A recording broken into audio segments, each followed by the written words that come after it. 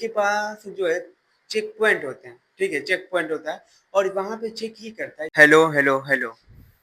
जैसा कि हमने इसके पिछले वीडियो में बात की एस-फेज़ क्या होता है और आज हम बात करने वाले हैं जी2 फेज़ के बारे में और इसके नेक्स्ट वीडियो में हम बात करेंगे कंपैरिज़न करेंगे तीनों में, ठीक है?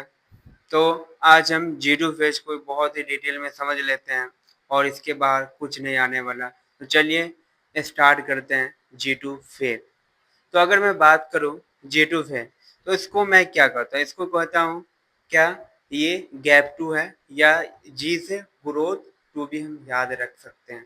तो इसी को हम क्या कहते हैं गैप 2 या ग्रोथ 2।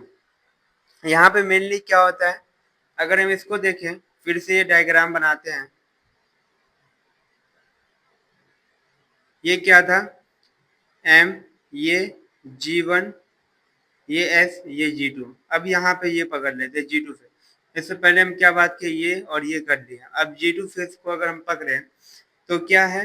ये एम और ये एस फेज़ दोनों के बीच का फेज़ है। तो इसका मतलब क्या? फेज़ बिटवीन एस फेज़ और एम फेज़ दोनों के बीच का है तो क्या हो जाएगा? फेज़ बिटवीन एस फेज़ और एम फेज़। इसके अगर पर्पस के बारे में बात की इससे पहले वाले का क्या था? इसके पहले वाले का क्या था? इससे पहले वाले का था सेल रिप्लिकेशन करना, सेल रिप्लिकेशन करना और प्रिपरेशन फॉर माइटोसिस उसका भी काम था और यहाँ पे इसका ज़्यादा रोल है प्रिपरेशन करने में माइटोसिस के लिए। तो यहाँ पे क्या होता है ना, यहाँ पर सेल ग्रोथ देखने को मिलता है। क्या मिलता है? सेल ग्रोथ देखने को मिलेगा और क्या मिलेगा? प्रिपरेशन करेगा किसके लिए? माइटोसिस के लिए। माइटोसिस को ही हम क्या कहते हैं? सेल डिवीजन कहते हैं। और ये कैसे कर रहा है? ये अगर हम देखें, अगर हम इसको देखें कि ये जो है ये सेल डिवीजन के लिए प्रिपरेशन कैसे कर रहा है, तो यहाँ पे क्या करेगा ये? प्रोटीन हो गया और एमाइनो एसिड हो गया, आरएनए हो गया, ये सबको क्या करेगा? यहाँ पे ये जी2 फेज़ बनाएगा, ठीक है? यहाँ पे बनेगा जी2 फेज़ में क्या? प्रोटीन हो गया, एमाइनो एसिड हो गया, आरएनए ये सब बनेगा और ये जो होता है ना प्रोटीन हो गया, एमाइनो एसिड हो गया और आरएनए हो गया, ये जो है रिस्पॉन्सिबल होता है किसके लिए? किसके लिए रिस्पॉन्सिबल होता है? तो सेल डिवीजन करवाने के लिए जो है ये रिस्पॉन्सिबल होता है। Responsible for sale division, responsible for sale division.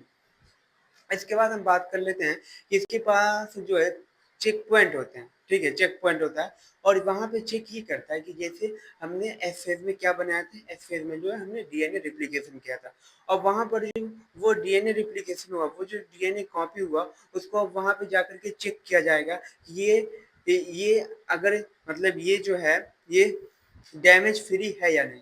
अगर ये डैमेज फ्री होगा तो इसको आगे जो है एम फेज़ में भेज दिया जाएगा, अगर ये डैमेज फ्री नहीं होगा तो वहाँ पे वो रिपेयर करेगा और देन वो एम फेज़ में भेज देगा, ठीक है? तो यहाँ पे क्या होता है? यहाँ पर जो है डीएनए जो है चेक होगा और डीएनए रिपेयर होगा। कैसे होगा? ये एस फेज़ में जो हमने डीएनए रिप्लिकेशन किया, वो डैमेज फ्री है या नहीं, उसको क्या करेगा? उसको चेक करेगा। अगर डैमेज फ्री नहीं है, ठीक है? मतलब क्या? डैमेज फ्री नहीं मतलब क्या? डैमेज है, तो उसको क्या करेगा? उसको जो है रिपेयर करेगा और रिपेयर करने के बाद जो उसको फिर एम फेज़ की तरफ भेज दिया जाएगा। और फिर हम बात कर लेते हैं एक बहुत इम्पोर्टेंट ट्रिक के बारे में। ये क्या ट्रिक क्या? ये एक लाइन है कि ग्रोथ और चेक यहाँ पे क्या देखने को मिल रहा है? यहाँ पे सेल का ग्रोथ देखने को मिल रहा है। यहीं से पूरा लाइन तो बन जाता है कि सेल का ग्रोथ हो गया। चेक मतलब क्या? चेक से ध्यान आ जाए कि हाँ डीएनए चेक हुआ था और डीएनए चेक हुआ था तो उसको फिर रिपेयर भी करना पड़ता है। डीएनए चेक क्यों होता था?